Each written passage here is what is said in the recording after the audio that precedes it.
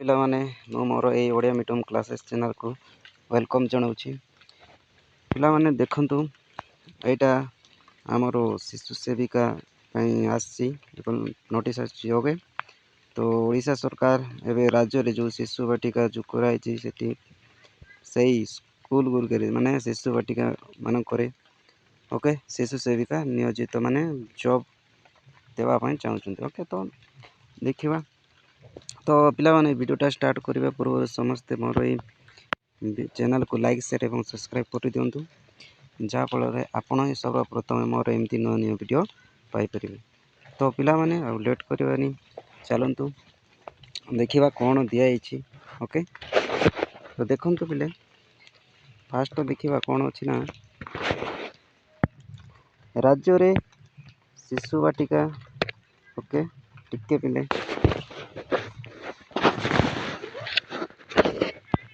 ଦେଖନ୍ତୁ, ରାଜ୍ୟରେ ଶିଶୁ ବାଟିକା ଗୁଡ଼ିକରେ ଶିଶୁ ସେବିକା ନିୟୋଜିତ କରିବା ପାଇଁ ମୁଖ୍ୟମନ୍ତ୍ରୀ ଶ୍ରୀ ମୋହନ ଚରଣ ମାଝୀ ନୀତିଗତ ନିଷ୍ପତ୍ତି ଗ୍ରହଣ କରିଛନ୍ତି।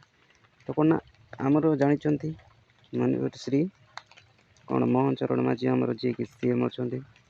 ତ ରାଜ୍ୟରେ ଯେଉଁ ଶିଶୁ ବାଟିକା ଗୁଡ଼ିକ ଅଛି ମାନେ ଏବେ ଯେଉଁ ବନେଇଛନ୍ତି, ଓକେ, ସେଠି ଶିଶୁ ସେବିକା ନିୟୋଜିତ କରିବା ପାଇଁ ମୁଖ୍ୟମନ୍ତ୍ରୀ କ'ଣ ଶ୍ରୀ ମୋହନ ଚରଣ ମାଝୀ ଗୋଟେ ନିଷ୍ପତ୍ତି ଗ୍ରହଣ କରିଛନ୍ତି। ଓକେ, ତ ଏଇ ଶିଶୁ ସେବିକା ମାନେ ଶିଶୁ ବାଟିକାର ଛୋଟ ପିଲାମାନଙ୍କୁ ସହାୟତା ଯୋଗାଇ ଦେବା ସହିତ ଶିକ୍ଷକମାନଙ୍କ ଉପରେ ରହୁଥିବା ଅଣଶିକ୍ଷା କାର୍ଯ୍ୟର ବୋଝ ଅଲଗା କରିବାରେ ସହାୟକ ହେବେ।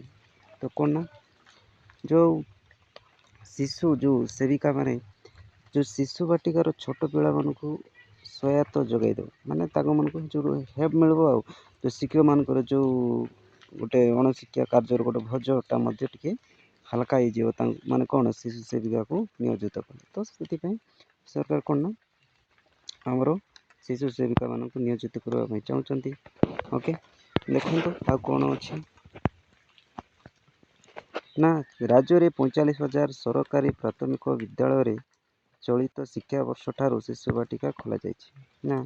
ତ ଚଳିତ ବର୍ଷଠାରୁ କ'ଣ ନା ଆମ ରାଜ୍ୟରେ 45,000 ସରକାରୀ ପ୍ରାଥମିକ ବିଦ୍ୟାଳୟ କ'ଣ ଆମର ଶିକ୍ଷାବର୍ଷ ଠାରୁ ଆରମ୍ଭ ହୋଇଛି ଆମର କ'ଣ ଶିଶୁ ବାଟିକାକୁ ଖୋଲାଯାଇଛି। କେତେ ନା 45,000ରେ। ଓକେ, ଏତିକି ପ୍ରାଥମିକ ବିଦ୍ୟାଳୟ ମାନଙ୍କରେ ଖୋଲାଯାଇଛି। ତ ଏଥିରେ 5 ରୁ 6 ବର୍ଷ ବୟସର ପିଲାମାନଙ୍କୁ ପ୍ରାକ୍ ପ୍ରାଥମିକ ଶିକ୍ଷା ପ୍ରଦାନ କରାଯାଉଛି। ଯେଉଁ ଏଇଠି ଶିଶୁ ବାଟିକାରେ କ'ଣ ନା 5 ରୁ 6 ବର୍ଷ ବୟସ୍କ ପିଲାମାନଙ୍କୁ ନେଇ ଆମର ପ୍ରାକ୍ ପ୍ରାଥମିକ ଶିକ୍ଷା ପ୍ରଦାନ କରାଯାଉଛି। ଓକେ, ତ ଶିଶୁ ବାଟିକାରେ ପିଲାମାନଙ୍କ ସଂଖ୍ୟାକୁ ଦୃଷ୍ଟିରେ ରଖି ଆବଶ୍ୟକତା ଅନୁଯାୟୀ ଶିଶୁ ସେବିକା ନିଯୁକ୍ତି ନିଷ୍ପତ୍ତି ନିଆଯିବ। ତ ସେଥିପାଇଁ କ'ଣ ନା ସେଇ ଶିଶୁ ବାଟିକା ମାନଙ୍କରେ ଆମର ଶିଶୁ ସେବିକା କ'ଣ ନା ନିୟୋଜିତ କରିବା ପାଇଁ ସରକାର ଇଏ କରୁଛନ୍ତି। ଓକେ, ଏଇଟା ନୋଟିସ୍ଟା ଦେଖନ୍ତୁ, ନୋଟିସ୍ ଆସିବ ମାନେ ଆଗକୁ ଆସିବ। ଆଉ ଦେଖନ୍ତୁ, ନିଷ୍ପତ୍ତି ଅନୁଯାୟୀ ସରକାରୀ ବିଦ୍ୟାଳୟରେ ନିଯୁକ୍ତ ପାଚିକାମାନଙ୍କୁ ଯେଉଁ ହାରରେ ଦରମା ଦିଆଯାଉଛି ଶିଶୁ ସେବିକାମାନଙ୍କୁ ସେହି ହାରରେ ଦରମା ଦିଆଯିବ।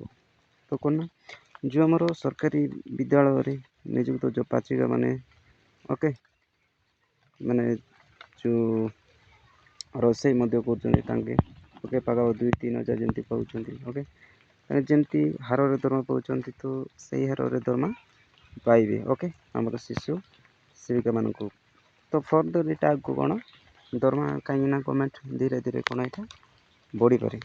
ଓକେ, ତ ସମଗ୍ର ଶିକ୍ଷା ବଜେଟରୁ ଏହି ଅର୍ଥ ପ୍ରଦାନ କରାଯିବ। ଏଇଟା ସମଗ୍ର ଶିକ୍ଷା ଯେଉଁ ବଜେଟ୍ ଆସୁଛି ସେଇ ବଜେଟରୁ ହିଁ ଏହା ପ୍ରଦାନ କରାଯାଏ। ତ ଦେଖନ୍ତୁ ପିଲେ, ଏଇଟା ଥିଲା ଆମର କ'ଣ ଶିଶୁ ବାଟିକାରେ ଯେଉଁ ଶିଶୁ ସେବିକାମାନଙ୍କର ନିୟୋଜିତ ପାଇଁ ଏଇଟା ଥିଲା ଆପଣଙ୍କର। ତ ପିଲାମାନେ ଏଇ ଭିଡ଼ିଓ ଆପଣଙ୍କ ପାଇଁ ବହୁତ ହେଲ୍ପଫୁଲ୍ ହେଇଥିବ।